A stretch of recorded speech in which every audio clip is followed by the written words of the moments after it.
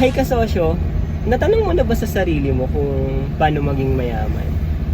Or pag nakikita kang magandang bahay at magarang sasakyan, pumasok ba sa isip mo na tanungin yung may-ari kung ano yung ginagawa nila? Para kopyahin mo na lang din, then maging mayaman ka na lang din. Kung natanong mo na yan sa sarili mo, welcome sa vlog ko. Ako si Jonathan Alina and 10 taon na ako sa pagiging empleyado at ngayon 5 taon na sa pagiging negosyante. Karamihan ng nagiging sagot or madalas na sagot is pagiging negosyante or nagnenegosyo sila. Kaya ngayon, tinatahak ko yung pagiging negosyante kasi gusto kong gayahin. So, ang na-realize ko, pag nakuha mo yung mindset nila, is magiging mayaman ka na din. May process pala. Hindi yun agaran na magiging mayaman ka pag nakuha mo yung mindset nila. So, yun yung gusto kong i-share sa inyo kung paano yung mindset ng empleyado na mag-shift sa pagiging negosyante. Kasi karamihan ng naging negosyante mas yumaman kaysa sa pagiging empleyado. Kaya doon tayo sa pagiging negosyante. Gusto ko din i-share sa inyo na pwedeng maging negosyante or pwede kang mag-start ng negosyo kahit wala kang kapital. Kasi alam ko hindi nagkulang yung Diyos natin o hindi nagkulang ang Diyos sa'yo at sa akin para magsimula ng sariling negosyo. Kung anong meron ka, kung anong abot mo, kung anong kaya mong gawin, simulan mo na. Kung isa kang empleyado at alam mo sa sarili mo na may kaya ka pang gawin or may gusto ka pang gawin na alam mo pag ginawa mo yun, magiging successful ka, gawin mo, mag-start ka. Tulad na itong pagbablog ko, matagal ko na itong gustong gawin, pero ngayon ko lang nagawa kasi feeling ko ngayon yung time na may ma-share na akong mga mahalagang bagay or may pwede na silang matutunan or pwede na kayong matutunan sa akin. At alam ko, ikaw na nanonood, gusto mo din gawin yung gusto mo nang gawin sa buhay mo, pero hindi mo magawa dahil nga nakatali ka sa pagiging empleyado or hindi mo magawa kasi may mga pumipigil sa'yo or feeling mo i-judge ka ng mga nakapaligid sa'yo. So, bilang isang business owner or sa business owner mindset, pag naging wala ka ng hiya or wala ka ng hindi mo na iniisip yung pwedeng isipin ng iba, mas uunlad ka or mas magiging madami kang magagawa kasi hindi mo iniisip yung pwede nilang sabihin.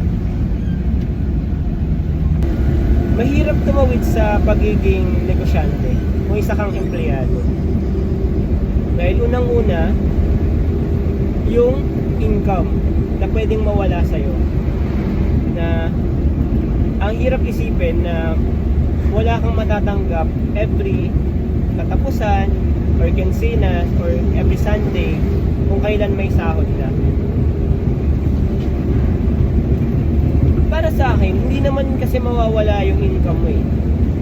Pwede siyang mabawasan, pero pwede din siyang madagdagan.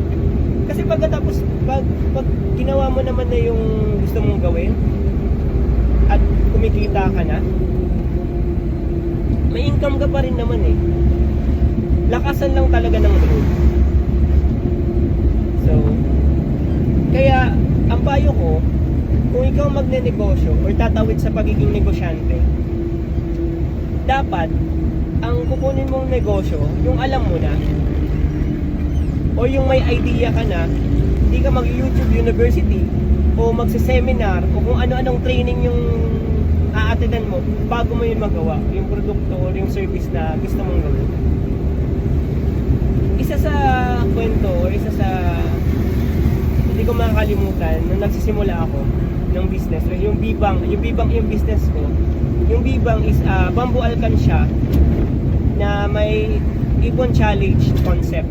May sticker siya na Ibon Challenge. Pumunta ako sa isang sikat na native or nagbibenta sa mga mall ng sa may-ari o doon sa production nila. Yung production nila, malaking bahay na nandun yung factory. Pili, native na gamit, bag, mga pasalubong sa, parang pasalubong sa church. Then, nung pumunta ako doon, sa bahay nila, inalok ko yung B-Bank. Ang unang-unang tanong sa akin nung nag-attend ka ba sa akin nung nag-attend ka ba nung business chamber sa Capitol? Yun. Yung unang-una yung tinanong. Sabi ko, nag-attend po ako last time pero baka parang hindi po kayo, parang yung batch ko na yun, hindi po kayo yung isa sa speaker. Okay. Tinanong niya ako kung ano yung binibenta ko. Kung yung sticker ba o yung concept ba na Ipon Challenge or yung bamboo. Then sinagot ko na ang binibenta ko po niyan yung concept na pag nag-ipon ka, malalaman mo kung yung ipon mo and may goals, malalaman mo kung matapos ka na or kung parang ma-excite ka na mapuno po yun. Okay. Sabi niya, hindi ko kasi ito maibebenta sa store. Sabi niya siya, kung wala sana itong varnish and sticker, kung pure bamboo lang siya, tapos makinis, maganda, kukunin ko to kahit magkano mo ibenta or kahit 100 plus mo to ibenta. Na-realize ko, meron na palang market or kaya ko nang gawin yun. Pwede ko na yun gawin, nandun na kahit hindi na ako mag-print, papagandahin ko na, papalupitin ko na lang sana. Yung buong isip ko is, ibenta yun ng may concept na gano'n. Tapos na-realize ko, kung tinuloy ko pala yun, na pagandahin na lang, or palupitin na lang yung produkto na yun, yung bamboo lang itself, na papagandahin ko lang, ang dami ko sana palang mabibenta dun sa shop nila. Dapat pala, alam na alam mo kung ano yung tinitinda mo. Isa yun sa opportunity na na-miss ko. Nung nagsisimula pa lang ako.